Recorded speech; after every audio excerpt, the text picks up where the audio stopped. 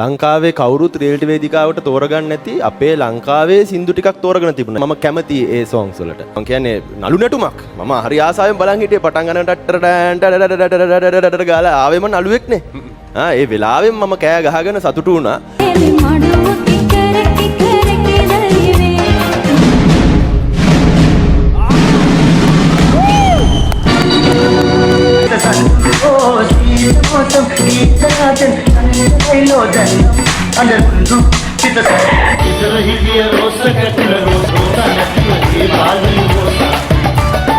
අපේ සිංහල ගීත රසක් එකතු වෙලා තිබ්බ ඒ නර්තනයට 66ක් පමණයි.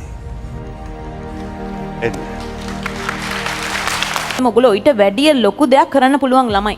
ඊට වැඩිය ලොකු ඩාන්ස් එකක් මේකේ ඇතුලේ කොරියෝග්‍රැෆි එකක් හොඳ එකක් මේක ඇතුලේ ඔයගොල්ලන්ට දෙන්න පුළුවන්. මොකද ඒ කැපැසිටි එක වැඩි. රියැලිටි ස්ටේජ් එක ඇතුලේ කම්පිටිෂන් එක වැඩි වෙන්න ඔයගොල්ලෝ තරඟ කරන්න ඕනේ. ඇතුලට දාගන්න කොරියෝග්‍රැෆි එක, තෝරගන්න songs ටික.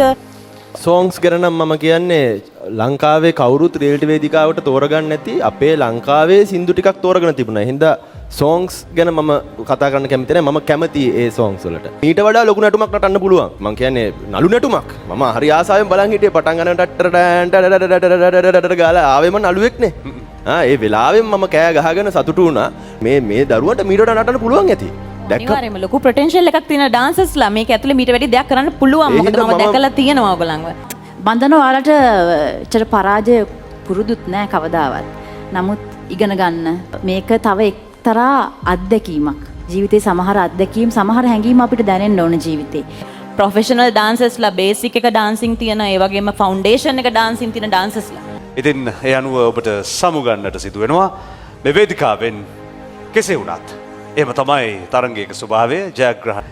ඒකෙන් ඔබේ අනාගතය තීරණය වෙන්නේ නැහැ. ඔබේ අනාගතය සමහරට ආරම්භ වන්නේ මේ මොහොතේ වෙන්න පුළුවන්. ඔබට තවත් දිදුලන අනාගතයකට යන්නට මේ කියපු උපදෙස් සහ මේ ලැබුණු පන්නරය ප්‍රයෝජනට අරගෙන ඉදිරිය සාර්ථක කරගන්න ලැබේවා කියලා ප්‍රාර්ථනා කරනවා.